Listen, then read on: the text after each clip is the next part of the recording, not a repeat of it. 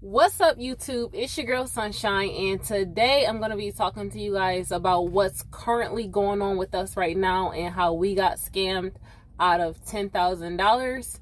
So stay tuned and let's get into this situation.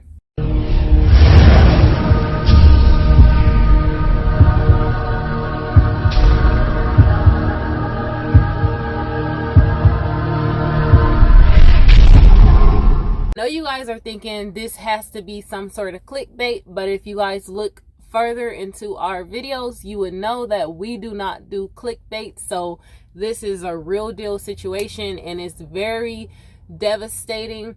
And honestly, if you are one of our drivers and you were wondering today why we were a little bit snappy and just feeling a little bit irritable, and a lot of our drivers noticed that, and I've even had some of our drivers ask us like, are you guys okay? How's your reefer unit? And is everything going on all right? But this has nothing to do with our reefer unit, and I do want to say we do apologize if we were a bit snappy, but this whole news that we just found out today was a little bit devastating. Well, we didn't find out today, we found it out Friday on our way when we posted that our reefer unit was going out. We're shutting off because we know that our compressor is going out. So this whole situation has nothing to do with our reefer unit. We're actually working on towards getting a new unit fixed, but this situation has impact our whole, it just put us at a big standstill, and it has impact,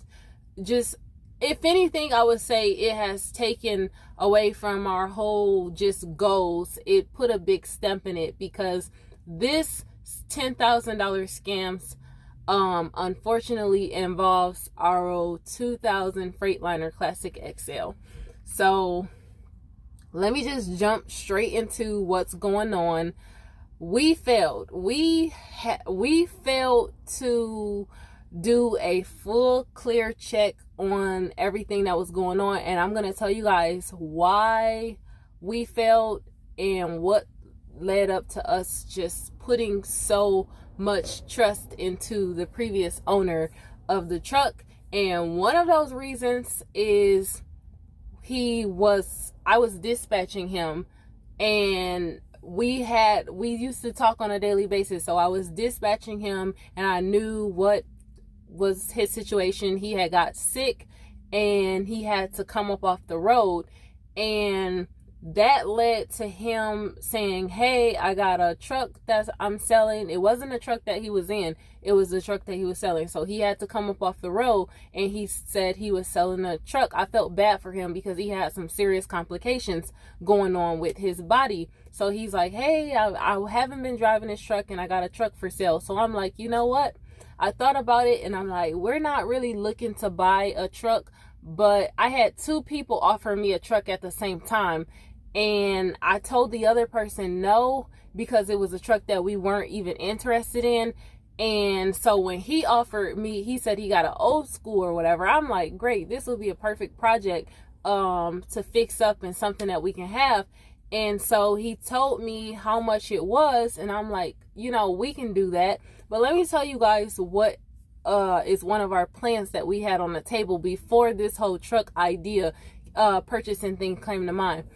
We were working up towards getting our house this year, and the down payment, the $10,000 that we invested in the truck, it came from our down payment that we had in reserve for our house. So we talked about it, Jay and I talked about it, and I'm like, you know what, we can, you know, get the money for the house, you know, make that back up in no time. So let's just take this money and put it towards this truck, and we can get the truck road ready and put it on the road. And why not just make money that way? We can run a truck local and have it making money that way. So, but we weren't really in a rush to put it on the road that fast, but we just wanted to secure the deal. And we thought, this driver, hey, he works for us, he works well, in our same under our agency for another driver, and he's in an unfortunate situation where he's sick and he needs money, and why not, we're getting, instead of just giving him straight 10,000 cash, we're getting a truck out of it as well. So why not? And it's going to make us some money in the future. So you guys have been seeing me stripping this truck, working on this truck, doing all kinds of stuff to this truck. I spent over $1,000 on the dash alone by itself. And in total, with buying stuff for the truck, I spent about $4,000 between, it didn't have the underneath gauges. Some of the gauges didn't work, and those are like $160 a piece. Then just miscellaneous stuff. Like, what is so depressing about this whole situation is that even after finding out that we got scammed, and I'm gonna tell you guys know it's gonna come on the back end, but I'm just going off the top of my head as to what's going on. But even after ordering all that stuff and we stripped the seats out, thank God we didn't order the seats for the truck, because those were going to be legacy seats, and currently the ones that we wanted were $2,000 a piece. And not only that, we ordered over this past week, before we found out the news on the truck, we ordered all of the interior for the fabric, insulation, everything for the interior of the truck. I got the flooring, everything, compressor, the big compressors. I've been posting pictures of all this stuff, so you guys know we're not joking about this. I ordered everything. We just installed a brand new $300 steering wheel, or maybe it was $200 to $250, but even the whole process of installing that stuff, it's costly and timely. We've been working day in and out trying to get this truck on the road before the holidays. And let me fast forward to what the heck is going on with this freaking truck. So the first time we went to visit the guy was to check the truck out and to put a down payment on it to secure the deal, right? We put the down payment, secured the deal, and then we left back out because there was no rush. We were like, since we are not urgent to get the truck or whatever, pick it up or anything, and he was pressing us because of his medical situation, we're going to put the down payment and seal the deal and come get the truck later. When we come get the truck, we'll give you the rest of the payment. We did that. You guys saw the video of him actually bringing us the truck. We gave him the rest of the payments, and at the time, even when he was, the time between that, he was in and out of the hospital. So when he came, we just felt so bad about the situation. Like, we were supposed to pay him the last payment like 30 days later, but we ended up paying it right after we paid the down payment because he said he needed a car or whatever so that he can get to his doctor's appointments.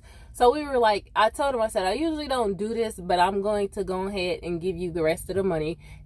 But we're going to have to come and pick the truck up, which it took forever for us to get the truck to pick it up. And I finally got insurance on it. And I told him, like, hey, this policy is a temporary policy. It's only good for a certain amount of days. So we're going to have to come pick the truck up before the policy expires. And he said, okay, finally. I said, we're waiting at home for it, so we're going to come get it. We finally come get the truck. He gives it to us, and he says, oh, like, basically he just got out of the hospital, and he misplaced the title. Okay? Now, before I gave him the down payment for this truck, I called the Mississippi Department of Revenue and verified that he owned it and everything. So they verified that. But unfortunately, as smart as I am and as much as I double check things, I failed to do a lien check on this freaking vehicle. And the reason why I failed to go deep into checking stuff is because I just thought, this dude, he's not lying about his sickness, apparently. And why would somebody, he's an older guy. He's an older guy. So why would he scam somebody out of money? But then again, you like, desperate times calls for desperate measures. So he's willing to go through the lengths of selling a truck. It is illegal to sell a truck with a lien on it. Now, let me take this back. If your vehicle have a lien on it and you want somebody to clear, you're going to sell the truck to someone and it has a lien on it. You're supposed to make them aware of the lien and let them know that the amount that you're paying them out of the amount that they're selling the truck for, that amount is going to the lien holder so that they can clear the lien and clear the title and transfer it to you. This guy failed to tell me that there was a lien on the truck. And honestly, the title itself doesn't have a lien holder on it because it's a different kind of lien where he used it. So I know you guys are going to be like, you should have saw that on the title or secured party or whatever. It's one of those, like, you use the title as collateral and they have the lien on it or something like that. But this is the thing. Not only that, finding out that we can't get the title. This is how we found out that there was a lien on the title. Not through him. He called finally and said that him and his wife or girlfriend, I don't know, got into a disagreement because this whole time she's been telling him she's looking for the title, and he said that his daughter told him that she thinks mom went to and got the title loan. So he confronted her about it and they got into a big old fight about it, and they're supposedly moving and separating and stuff like that because he does honest business and stuff like that. So I said this because let me tell you guys something. This is not the first time that I've been scammed before, and I do understand when somebody is about to lose their job and they're about to be faced where they don't know when they're going to go back to work and they have to survive and keep a roof over their head. I know that people do desperate things sometimes. So something just told me, well, I'm going to tell you guys right now, I'm not the type of person that will snap on somebody quickly, like over money, like a money type deal, because I've lost money before. I've lost way more than that before in deals. So $10,000 is not going to make me just start like, oh, you better have my money, yada, yada, yada, yada, yada. And honestly, I think that's part of the problem of me constantly letting stuff go, because I don't look at money like, I'm not chasing after money like that. Or scams me over some money, then I'm gonna go screw them or whatever. But let me tell you, this is what hurts me the most. This is what hurts me the most about people. This situation. How I found out that there was a lien on a title. He said that he found that situation out and his wife so-called took a $4,000 loan on the title, and that they're holding the title at some title loan place or whatever, and that he can't get it back, and that today is the last day. The day that he's telling me on Friday is the last day where he has to pay $250 he has to pay $250 to the place, or they're basically going to get the vehicle, right? So I'm like, this is after the fact that let's go back. Before he tells me this, I'm already on the phone or texting him like, hey, you know what? Since it's been 2 months since we brought this truck back and you haven't found the title. I have already called Mississippi Revenue Office, and they have an expedite lost title fee where you can pay and they will give it to you the same day as long as there aren't any liens. That shocked the crap out of me. I didn't even think about the lien part because I just didn't think about it because I was so busy mentally tied up into him. I was so tied up into his sickness and him going through all that stuff. So I'm giving him courtesy delays like, 1 month, 30 days. I'll give you more time. Just, you know what? Take your time. When you find it, just let us know. But Jason started pressing me and saying, get that information. Like, it's getting way beyond, you're giving him enough time to look for this title. We need to, because we were about to get an engine rebuild done to the truck, because why not? The truck has over 1 million miles in it, so get the engine done. We were gonna do that next, before the holidays.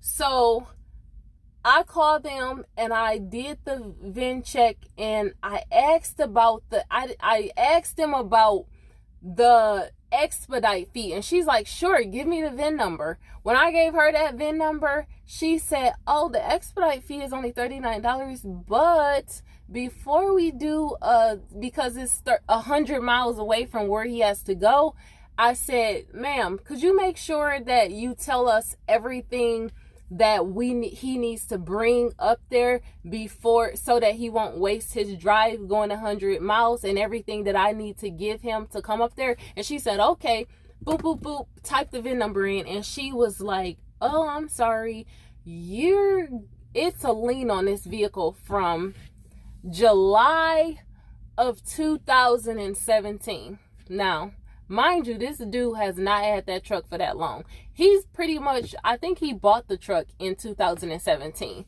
And it just hit me. I felt like when she said lean, it just punched. I feel like a big old blow just came to me. And honestly, I almost went into a freaking depression. Not because of the $10,000.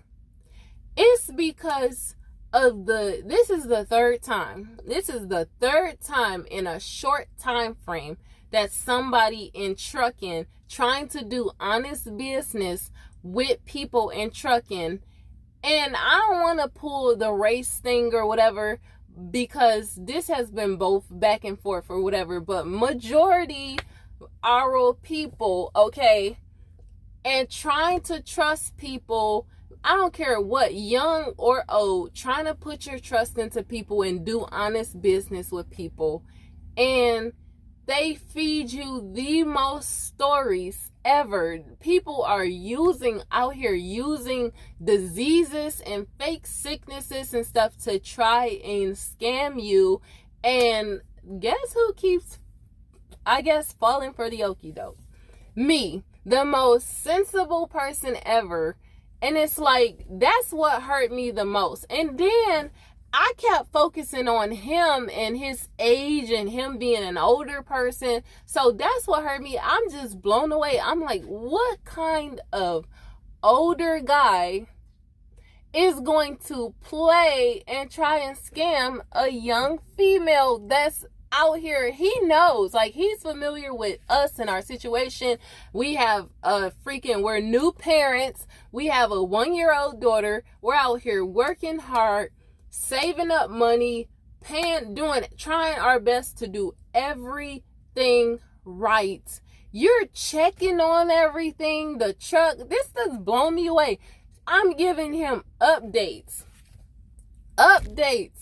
on everything that's going on, like talking to him like, you should see it. I talked to him the same day earlier. I'm like, you should see all the stuff that we've done to the truck. You won't even be able to recognize it.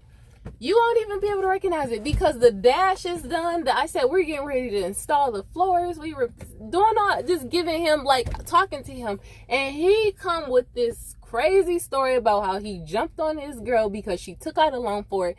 And you know what I did? I stayed calm. And I asked him, I said, you know what? I had to take a breather, and I just stayed calm, because that's how I am. I'm calm when somebody tells me something crazy that happened. And I'm like, I have to take it in. It takes a minute. I have to process things. So I'm like, you know what? I pictured myself in his shoes, a sick man, and I picture his wife as well. I picture her in desperate need. Her man, the man of the house, went into the hospital, and she has to pay their mortgage, or they're gonna lose their house. So she's gonna try and go and pawn stuff, and the first thing she thinks is this truck. So I'm like, you know what, the $250 is due today or whatever. I said, you know what, I've already put so much of my investment is tied into this, and I've already put in you know, over $4,000 into this. So just give me the name to the place that she took the got the title thing out to, and since the $250 towards the loan is due today or whatever, I'll call up there and I'll pay it just to save the situation, and we'll deal with this as we go. Do you know that he since then I'm still waiting on him to give up that information, which I don't think that they took it anywhere yet. And what I think is, when he first got the truck, he took out some sort of loan on it or whatever, or there was a lien holder. Maybe somebody paid him the down payment for the truck, and he used it, and they put a lien on it as like a co-signer or whatever. And the problem is Mississippi law is protecting him because they can't give the information up as far as who the lien holder is or anything like that. They can only verify that there is a lien. So they're protecting him. So I'm telling him, like, did you know that there's a lien on it? And he just, from 2017, and he just completely, like, he does not recall, can't recall or anything. And he's not even doing anything to try, and he didn't even say, oh, I'm gonna look into that or whatever. So that just told me, like, he's already completely aware of this, and he already knew this. So, and then it's like, today I waited all day. He said, you know what, come to Mississippi. He's like, come to Mississippi. And I said, sir, if you have something on your mind or something that you want to tell me, then just tell us, you know, tell us who the lien holder is so that we can negotiate, find out how much is owed on it, and we can negotiate and see if we can at least save our investment. He won't get that information. And I also asked him for the title number and everything like that. He said tomorrow she will be in. After the whole day, he said to wait till Monday. He said tomorrow she will be in. Not who. Let me tell y'all something. I didn't even ask who is the she that will be in. Okay, this is live and active what's going on right now. So he probably watching this video and he knows what's going on. But let me tell you something. I didn't even ask. This whole devastating news has completely thrown me into a standstill. But one thing I had to do out of even finding out this news, because let me tell you something, the lien holder, depending on the amount, they can actually come and repossess our truck from us.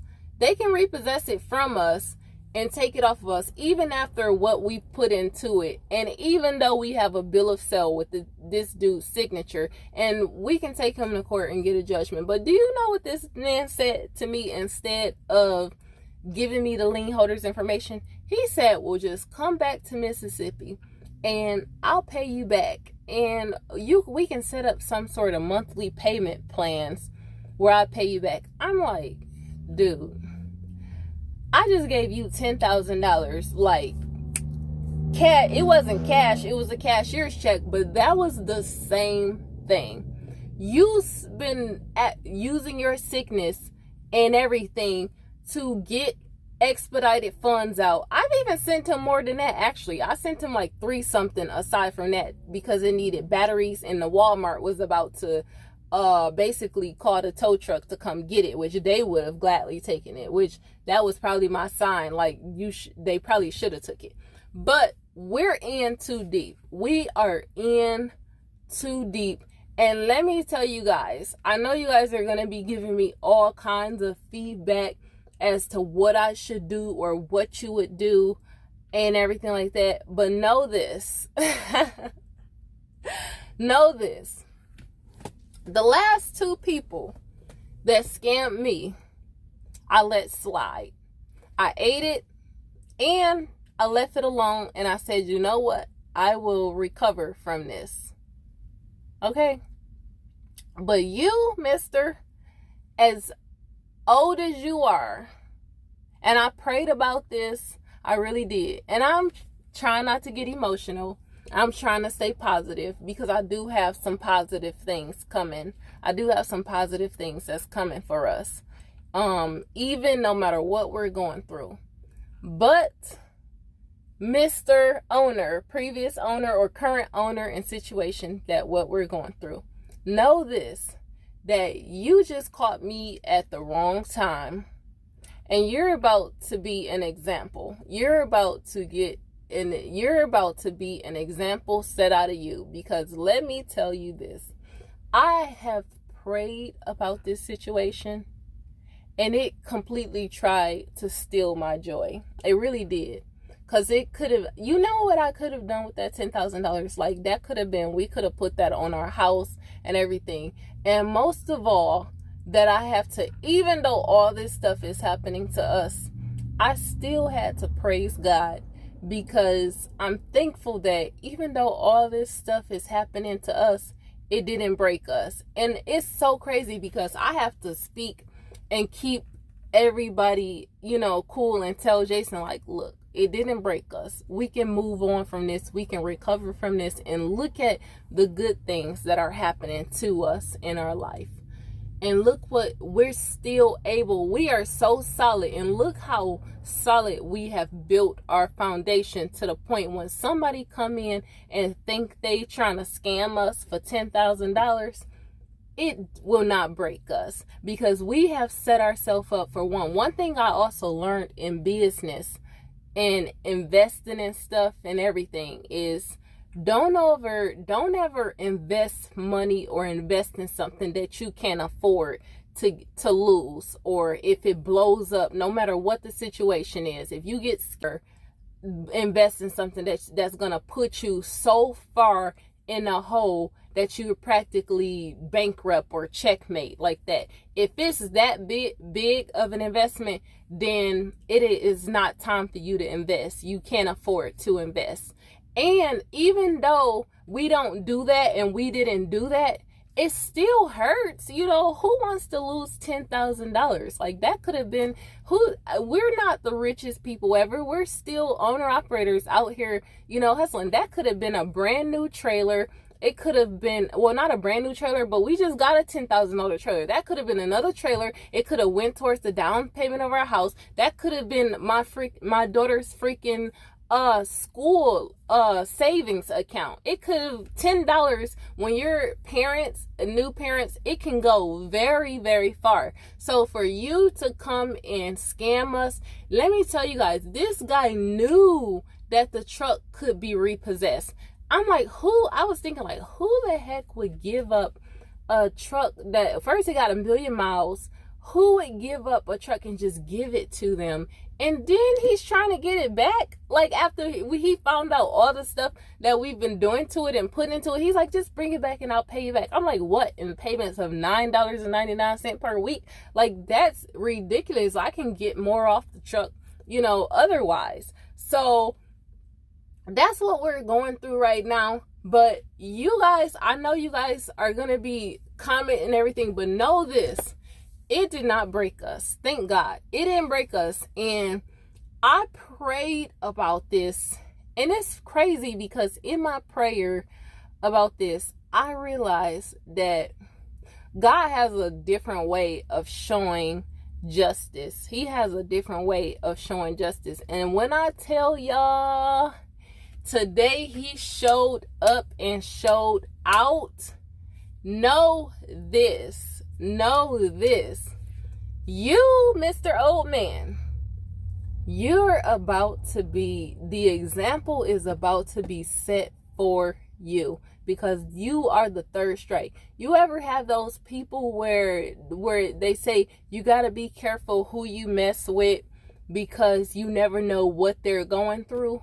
Well, I've been scammed once, I've been scammed twice, and I've been scammed plenty of times, but one big time, another even bigger time, and this is my second time starting all over. But this third time of being scammed, thank God I didn't have to start all over. But no, 3 strikes, you are out.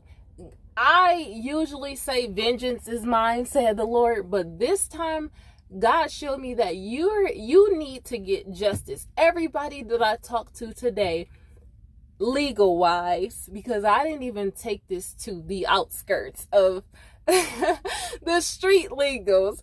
And I took this to the legal team. You know, we have our legal team working on this, and I'm gonna tell you, woe to you.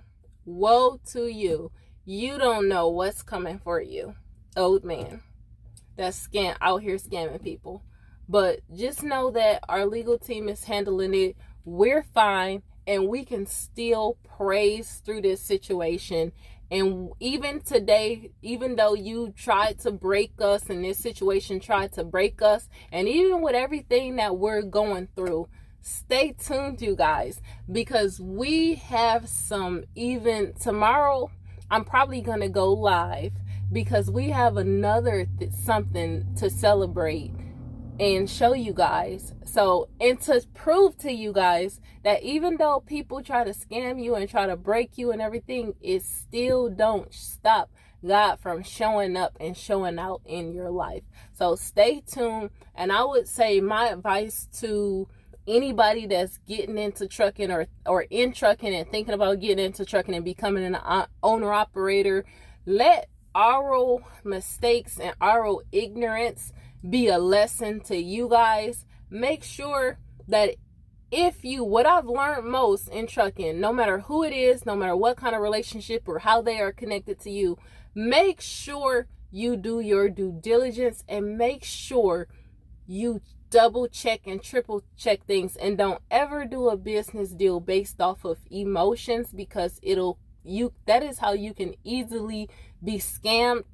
And don't ever invest money that you really can't afford losing and doing it, putting yourself on a limb. That's most important for sure.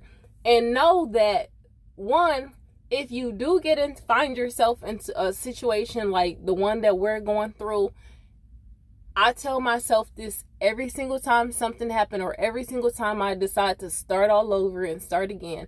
I tell myself, as long as I have my CDL license and my record is clear and everything's fine, you can always start from where you are and pick back up the pieces and keep going. That's what's so great about the trucking industry, is that you can make your money back. And by us being a team, we can make our money and make that back in no time. But I don't want you guys to think just because we're a team, we're not going to let people just walk all over us and scam us out of money and say, oh, we'll just start again, do it again, do it again. But the blessings about trucking and the trucking industry is that you can recover from situations fast, or recover in faster time frames than if somebody was working like a 9-to-5 job and saving that money towards this. They would be in a more hurt situation. When we team drive, we can make that money back in like a week, if not max 2 weeks, minimum 1 week to 2 weeks, we'll make that money back. So that's why I have to praise and say thank you, this did not break us, because even in the middle of this situation, we still close the deal on something else, which is why I'm still able to smile and tell you guys, just stay tuned. That's all, you guys.